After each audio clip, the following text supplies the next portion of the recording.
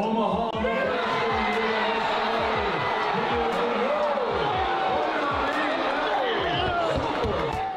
Welcome fight fans to my channel. This is Johnny, and in today's video we're going to be going over the statistics that nobody talks about when mentioning last night's title fight in Los Angeles between Terrence "Bud" Crawford and Israel Madrimov. Guys, this is a total fight stats breakdown. All right, fight fans, hopefully you enjoyed Riyadh season in Los Angeles. If you would have been tuning into the live stream, we would have watched it together.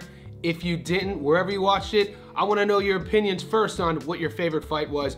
The 4 fights we featured throughout the week. To start, we talked about the Jared Anderson versus Martin Bakole, and we know Bakole won in stunning fashion via 5th round knockout, shocking the heavyweight division. We also talked about the return of Andy Ruiz taking on Jarrell Big Baby Miller, and to some people's dismay, if you watch that fight play out, a lot of people, myself included, had it going to Miller, but the judges saw it otherwise and ruled it a draw.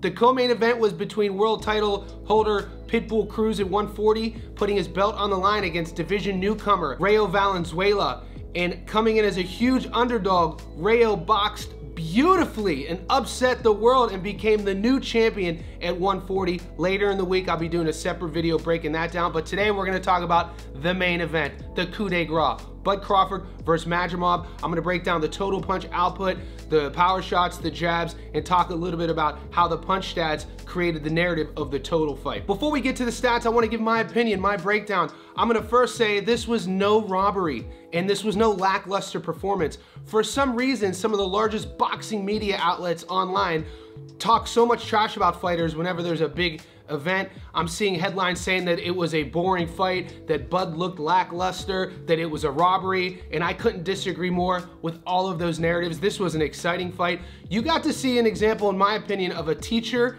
and a student, an expert and a pupil, and that's nothing taking away from Madrimov. I said this last night, I'm gonna say it again. I feel when Madrimov looks back on this fight, he's gonna have a lot of regrets simply in how he executed and a lot of the energy that he wasted. He has a tricky style for anyone he fights, and Crawford was taking his time trying to figure that out. I can't recall another fighter who feints as much as Madrimov throughout the entire fight. His whole guard, he's going up and down the whole fight, and he had a lot of activity in the early rounds, but from the middle to late rounds, especially the championship rounds, you started to see him fade a bit.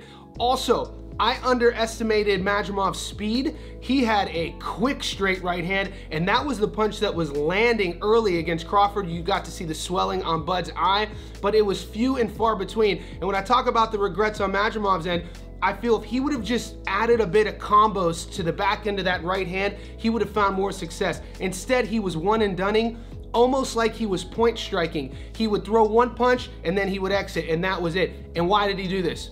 Because Bud Crawford is an expert counter boxer. Crawford's counters last night were gorgeous. He wasn't wasting anything. The interesting thing is, when you look at the fight stats, it's gonna say Bud missed a lot, but this is why we can't always agree with CompuBox, because I feel they were tallying a lot of Bud's feints and a lot of his parries as missed punches. But the fight I saw, Crawford was a marksman. His countering put Madrimov on the back foot so much, was afraid to put combos together. And anyone who knows about boxing, that is boxing 101. Are you gonna stand in the pocket and stay in the danger zone and throw combos when you have an expert counterboxer like Bud Crawford who's gonna make you pay for it? And you saw this story play out throughout the fight. Also, the championship rounds decided this fight. Some people had Bud up 2. I had Bud winning by 4 rounds, and it was the 11th and 12th that he separated himself, and you got to see that class, precision, and execution from Bud Crawford. And no wonder he is now a 4-division world champion. His record improves to 41-0 with 31 knockouts.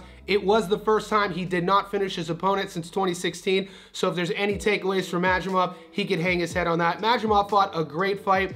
And later in the week, I'm gonna do a video on what's next for Israel Madrimov, the Uzbek fighter. Now let's take a closer look at those stats. This was a very close fight all the way through, with 4 or less landed punches separating the fighters in 11 out of the 12 rounds, meaning throughout the entire fight, after each round ended, only 4 punches or less separated each guy throughout the entire fight.